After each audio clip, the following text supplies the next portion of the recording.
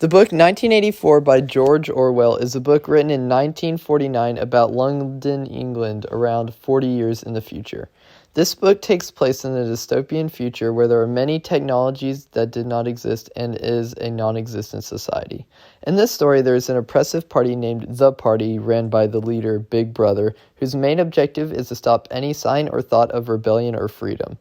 Any thought about rebellion is considered a thought crime, which is the worst crime that can be committed in this society.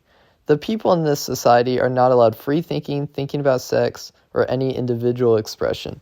The party regulates the population through constant surveillance and constant monitoring and regulation of every thought and action.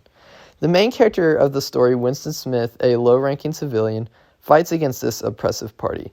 Winston becomes more and more frustrated with the values of the party and the unjust rules and regulations surrounding his society.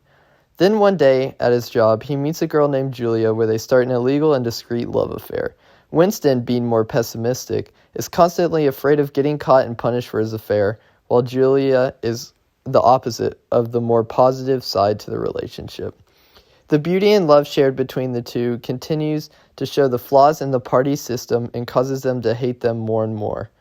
This leads them to join the Brotherhood, a party rebellion against the Big Brother, where they eventually get caught and torn apart. Winston is then tortured for months, even having to confront his immense fear of rats, where he is eventually brainwashed until he no longer feels love for Julia and starts loving the party.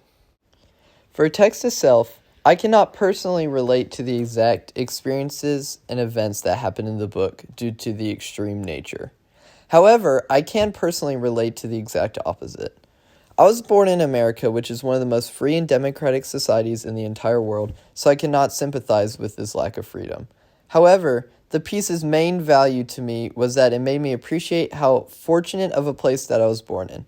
In Winston's society, he is not even able to write in a diary without being arrested and tortured. In contrast, the Constitution, which the American government is founded upon, incentivizes overthrowing and speaking out against the government. This is a stark contrast to the party, where they hold their citizens to the exact opposite. Giving a society the ability to rebel is one of the most effective ways in stopping that rebellion. This lack of freedom is what led to the formation of the Brotherhood and the eventual rebellion in the book. For me, one of the best ways of understanding the problems of a society is to experience the exact opposite, as I am aware of exactly what I would be losing. For text to itself, one of the most prominent features of the book was the use of the illusion of the Nazi Party and other repressed societies. This idea is clearly expressed throughout the entire book due to the characteristics that these oppressive real-life societies share with the party. The book, being written during the rise of communism in Europe, acted as the main influence for the setting and events of the book.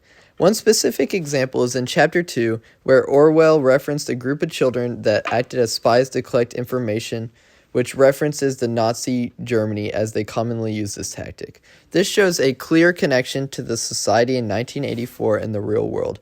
Another prominent feature of 1984 is the use of metaphors and similes throughout the story.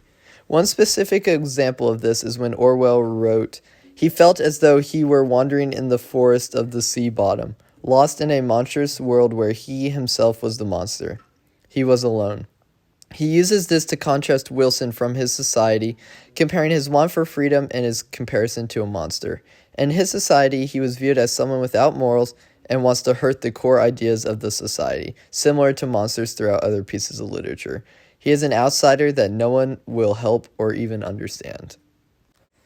For text to text, I wrote, the other book that I read was Ready Player One. Both Ready Player One and 1984 answer the unit question, how does one's perception of a society change? What motivates humans to rebel? Both of these books deal with the idea of oppressive, overarching parties. In Ready Player One, it was a capitalistic company named IOI and the party in 1984. The shared characteristics between the two were that both of them were parties that seek to control as much power over the citizens as physically possible. This causes them both to restrict the freedom of the people, therefore causing them to rebel. The lack of freedom is one of the most common reasons for rebellion, as it causes extreme distress in the oppressed party. My other book, Death of a Salesman, in 1984, share a common idea under the unit questions of How much effect do past events have on choices a person makes in the future? How do past experiences reveal themselves in the future actions of a character? Death of a Salesman shows this, where all of his actions previously in the book lead him to come to the realization of his failure in achieving the American dream.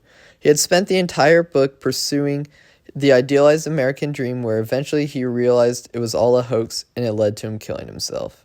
He was greatly affected by his relationships and actions that directly affected his death towards the end. The main previous actions in 1984 was the main motivations in his eventual rebellion.